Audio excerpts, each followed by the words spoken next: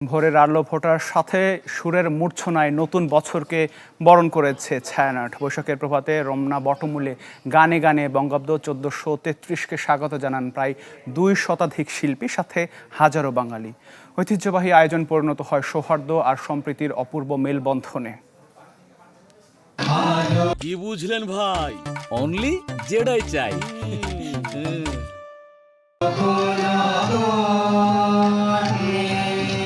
নতুন স্বপ্ন, নতুন ভোর, 1433 বঙ্গাব্দের প্রথম প্রহর।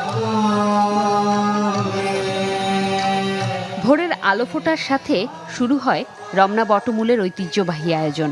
সুরের মূর্ছনায় বাংলা নতুন বছরকে স্বাগত জানালো ছায়ানট, যার শুরুটা অজয় ভট্টাচার্যের জাগো আলোক লগনের মধ্য দিয়ে।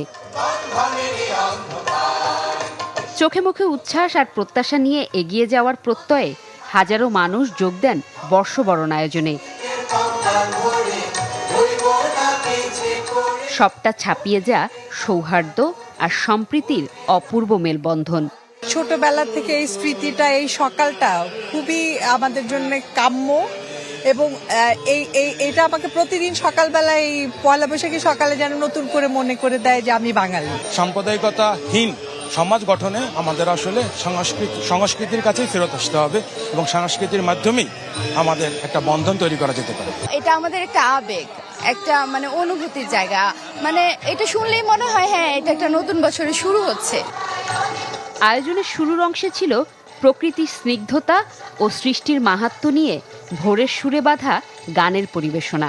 বাংলার হালখাতায় গ্রামীণ জীবনের হিসাব নিকাশ ধরা দেয় ছন্দের জাদুতে। শেষ ভাগে ছিল অনাচারকে প্রতিহত করা, অশুভকে জয়ের জাগরণী সুরবাণী, আর আবৃত্তিতে দেশপ্রেম ও মানবতার ডাক। কিছু মানসিকতা চেঞ্জ করতে হবে, কিছু আমাদের ভেতরের রিপুকে দমন করতে হবে, তবেই না এগিয়ে যেতে পারবো। এখানে আমাদেরকে আরো বেশি উৎসবমুখর হতে হবে, আমাদেরকে সংস্কৃতিকে আরো বেশি ধারণ করে এগিয়ে যেতে হবে। সবাই একসাথে বসে একসাথে কাঁধে কাঁধ মিলে গান শুনছে, এটাই আমাদের একটা শিক্ষা, সমতার শিক্ষা, আমাদের একটা ইউনিটির শিক্ষা।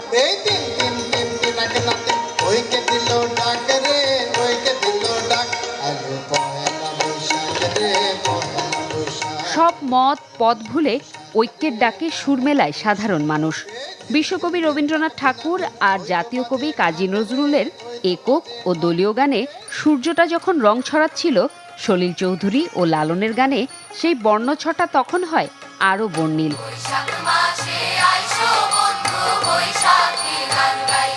ছিল শুভবোধ জাগরণের বার্তা। আয়োজনের শেষে সম্মিলিত কণ্ঠে জাতীয় সঙ্গীত আর মননে বাঙালি সত্তার ঐকতানে মিলে মিশে একাকার হয় চারপাশ। উদযাপন ঘিরে তর্কের টেবিলে আলোচনা থাকতে পারে অনেক, তবে সাধারণ বলছেন যে নিজ সংস্কৃতির উপর ভর করে এগিয়ে যাওয়া দেশের উদাহরণ আছে ভুরি ভুরি। তাই নিজ দেশে শঙ্কাহীন নিজের সংস্কৃতি চর্চায় চাওয়াটা কি খুব বেশি?